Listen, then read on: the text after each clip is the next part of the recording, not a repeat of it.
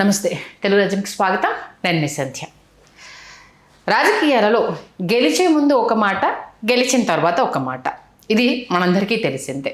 ఇచ్చిన హామీలు నెరవేర్చుకునే నేతలు చాలా తక్కువ మంది ఉంటారు. అందులోనూ ఒక సీఎం తనయుడిగా రాజకీయ రంగప్రవేశం చేశాక తనను తాను నిరూపించుకొని ఆ నియోజకవర్గానికి తను ఎలక్షన్స్ ముందు ఏం చేస్తానని చెప్పాడో ఆ మాట నిలబెట్టుకొని ఆ నియోజకవర్గ ప్రజలతోటి కొనియాడము అని అంటే అది కొందరికే సాధ్యమవుతుంది. అందులో రాజకీయ నాయకుడు తలచుకుంటే తన నియోజకవర్గాన్ని అభివృద్ధి చేయాలని మనసు పెడితే కాదేది అసాధ్యం అంటూ నిరూపిస్తున్నారు తెలుగుదేశం జాతీయ వర్కింగ్ ప్రెసిడెంట్, ఏపీ విద్యాశాఖ మంత్రి నారా లోకేష్ గారు. మరి మంగళగిరి విషయంలో ఆయన ఎంత పట్టుదలతో ఉన్నారు, గెలిచేందుకు ఆయన ఎంత కష్టపడ్డారు మనందరికీ తెలిసిందే. మరి ఆ కృతజ్ఞత తీర్చుకునే విధంగా ఆయన మంగళగిరి నియోజకవర్గ అభివృద్ధిని ఏ విధంగా చేస్తున్నారో మీ అందరికీ తెలియజేసే ప్రయత్నం చేయబోతున్నాను. చరిత్రకారులు, సినీ రాజకీయ విశ్లేషకులు చిల్లగట్ట శ్రీకాంత్ గారు మనతో ఉన్నారు. ఆయన మాటలు. శ్రీకాంత్ గారు నమస్తే. నమస్కారం సంధ్య గారు. ఒకప్పుడు సీఎం తనయుడు కాబట్టి ఆయనకు పదవి నల్లేరు మీద నడక అన్నది విన్నమాట. ఎమ్మెల్సీ అయ్యాడు, ఎమ్మెల్సీ నుంచి మినిస్టర్ అయ్యాడు అనేసాను. తర్వాత ఓటమి నుంచి అనేక విషయాలు నేర్చుకొని తనను తాను మలుచుకొని ఆ తెలుగుదేశం పార్టీ విజయంలో కీలక భూమిక పోషించారు అనడంలో ఎలాంటి అతిశయోక్తి లేదు.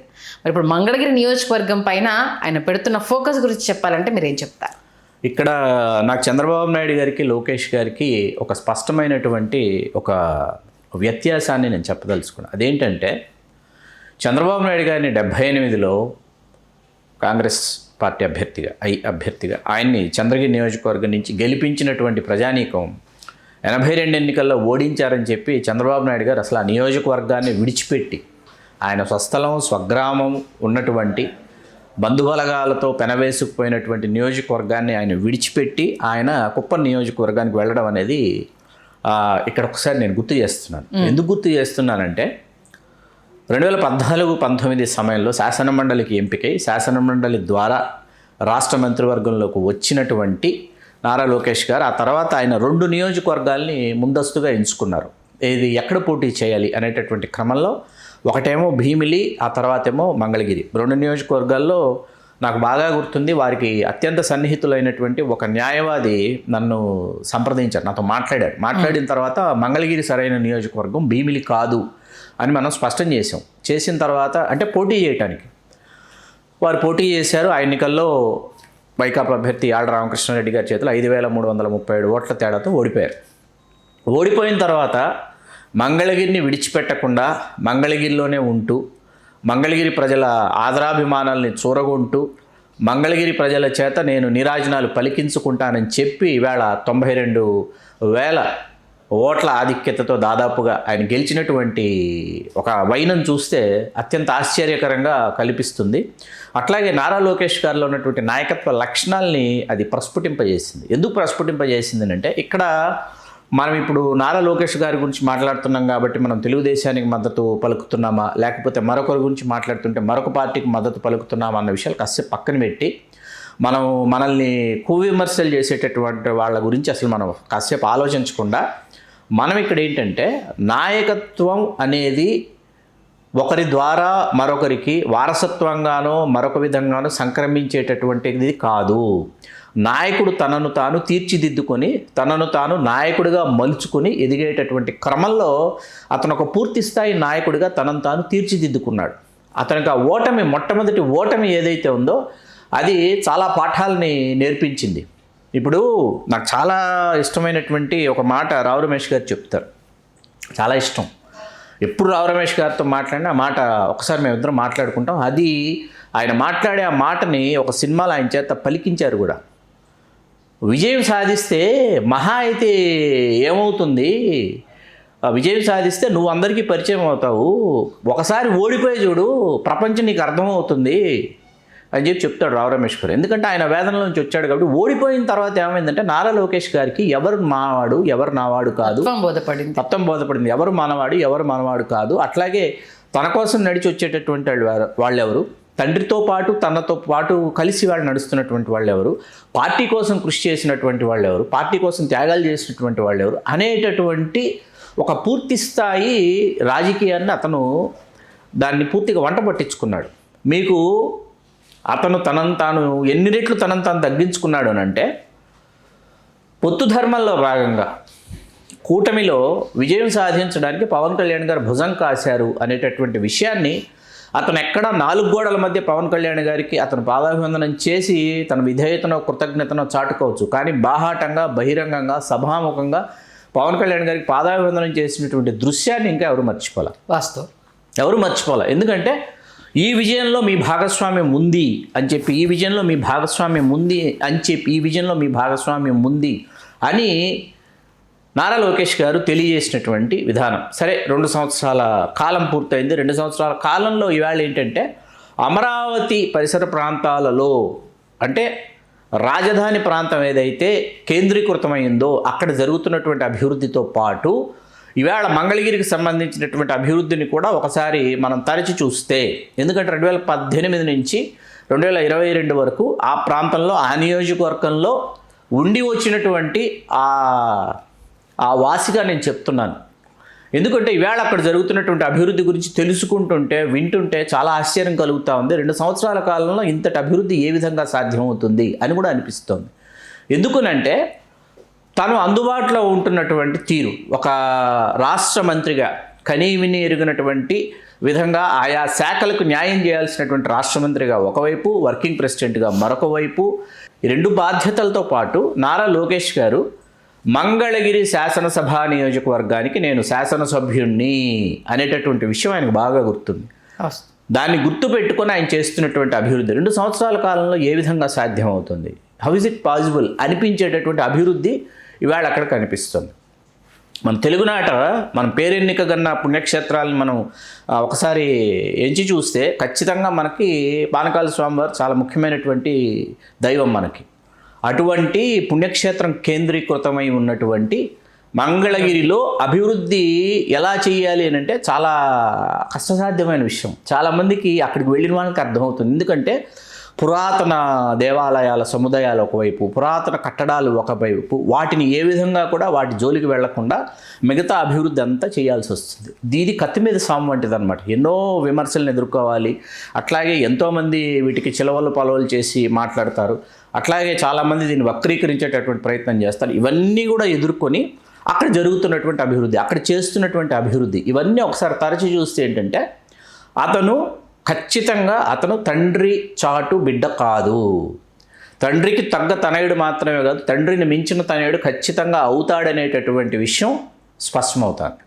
వాస్తవం మీరు, ఎందుకంటే ఒకప్పుడు పప్పు అంటూ ఆయన ఎంత అప్పటి వైఎస్ఆర్సీపీ పార్టీ ఎంత విమర్శించిందో ఆ విమర్శల్ని కూడా ఆయన స్వీకరించి అదేదో సినిమాలో పిల్ల జమీందార్ సినిమాలో నాయకుడు అనేవాడు మొదట తనను తాను మార్చుకొని ఆ తర్వాత జనాల్లోకి వెళ్ళినప్పుడు అబ్యూస్ గా తన వెంట నడుస్తారు అంటూ ఎండింగ్ లో మన నాని గారు తనను తాను ఎలా ఇంప్రూవ్ చేసుకున్నారు, తను ముందుగా తన లోపాలను గుర్తించుకొని ఆ తర్వాత మా మధ్యలో తిరిగిన విధానాన్ని చూసినప్పుడు ఖచ్చితంగా ఇలాంటి వాడు మాకు కావాలి అని అనిపించుకున్నట్టు నారా లోకేష్ గారు ఎవ్రీ టైం మంగళగిరిలో ఓడిపోయిన తర్వాత కావచ్చు, తెలుగుదేశం పార్టీ ఓటమి చూసిన తర్వాత కావచ్చు, యువగళం పాదయాత్ర నుంచి అలా మొదలుకొని నేనున్నాను అంటూ ప్రతి ఒక్క కార్యకర్తకు ఆయన ధైర్యం ఇచ్చిన విధానము ఖచ్చితంగా చెప్పుకోదగ్గది. ఎందుకంటే ఇప్పుడు తనకి ఇవన్నీ చేయాల్సిన అవసరం లేదు.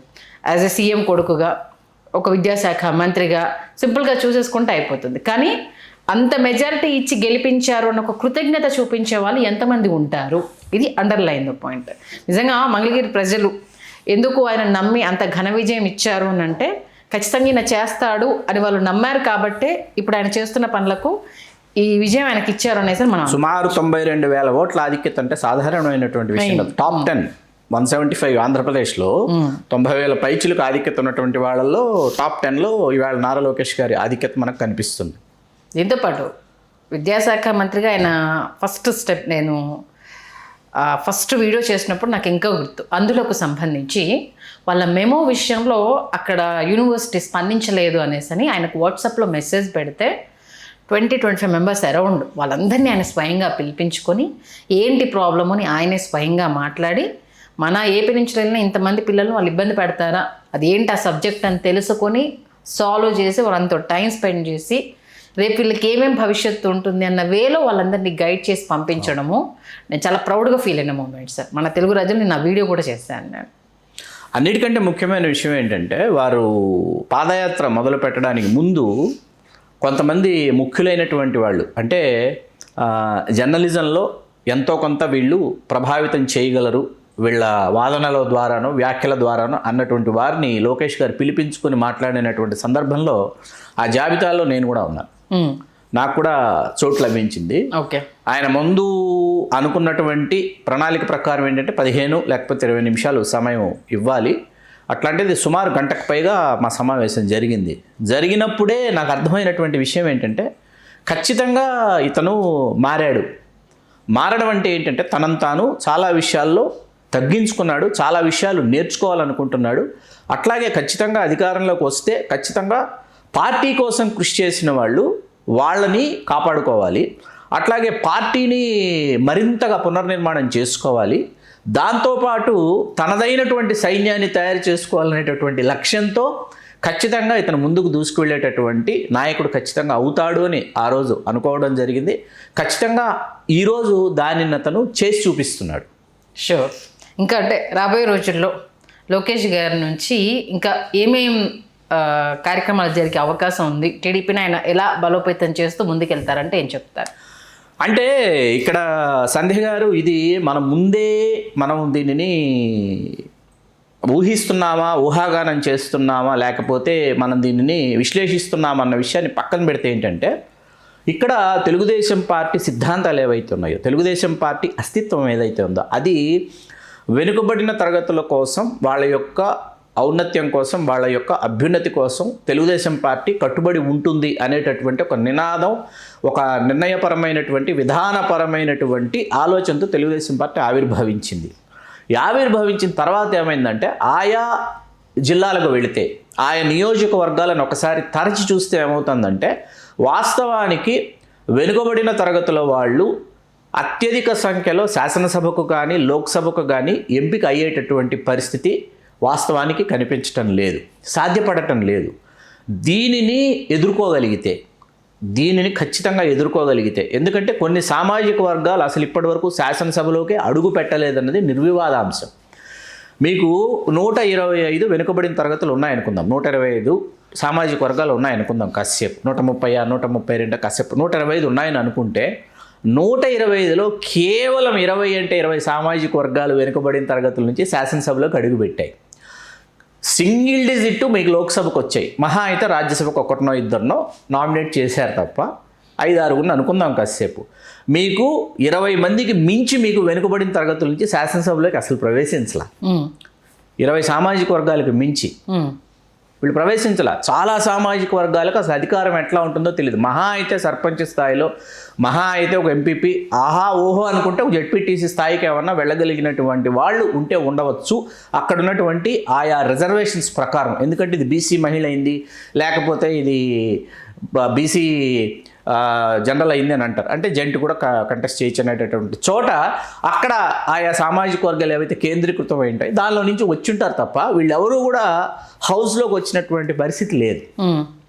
ఇది ఖచ్చితంగా నారా లోకేష్ గారు దీనికి సంబంధించి ఆయన దృష్టి పెడతారని నేను అనుకుంటున్నాను.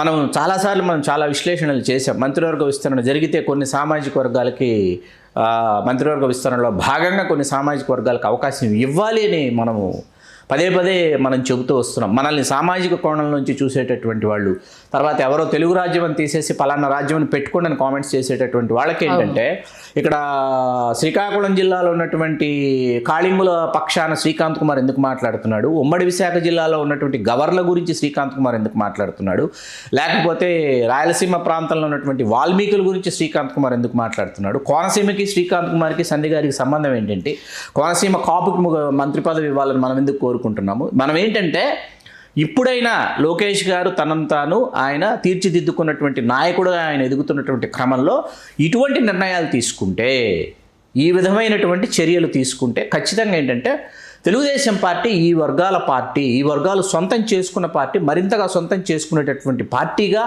నాయకుడిగా లోకేష్ గారు మరింతగా ఆయన ఎదుగుతారని మనం కోరుకుంటున్నాం. ఖచ్చితంగా మీరు అన్నది, ఎందుకంటే ఎక్కడెక్కడ వీక్గా ఉంది వీళ్ళని ఒడిసిపట్టుకుంటే మీకు లాభం చేకూరుతుంది అనేసి మీరు అన్నట్టు అన్ని సామాజిక వర్గాల గురించి మనం మాట్లాడడం జరిగింది. ఏ ప్రాంతాల్లో ఎక్కడ వీక్ ఉన్నారు, ఎక్కడ మీరు పట్టు కోల్పోతున్నారు, ఇక్కడ పట్టుకుంటే ఎలా ఉంటుంది అన్న విషయానికి సంబంధించి చాలా క్లియర్గా మాట్లాడడం జరిగింది. నిజంగా లోకేష్ గారు అంటే 1-2 వివాదాలు అని అంటే ఎక్స్ పార్టీ వాళ్ళకు ఎప్పుడు ఏ అంశం దొరుకుతుందా అందిపుచ్చుకోవాలనే చూస్తుంటారు. బట్ వాటన్నింటిని పట్టించుకోకుండా పాలనాపరంగా కార్యకర్తలతో కలుపుకొని జనసేన వాళ్ళను కూడా ఇంక్లూడ్ చేసుకొని భాజపా వాళ్ళను కూడా ఇంక్లూడ్ చేసుకొని డౌన్ టు ఎర్త్ ఉంటూ ఆయన ముందుకు సాగుతున్న విధానము ప్రతి ఒక్కరు చూసి నేర్చుకోవాల్సింది. మరిన్ని శిఖరాలు అధిరోహించాలి. రేపటి టీడీపీ కార్యకర్తలకు ఆయన పెద్ద దిక్సూచిలా మారాలి. ఆయన చేతుల మీదుగా తెలుగుదేశం పార్టీ ముందుకు సాగాలని మనస్ఫూర్తిగా కోరుకుందాం. శ్రీకాంత్ గారు మంచి విశ్లేషణ అందించారు. ధన్యవాదాలు. ధన్యవాదాలు సంధ్య గారు.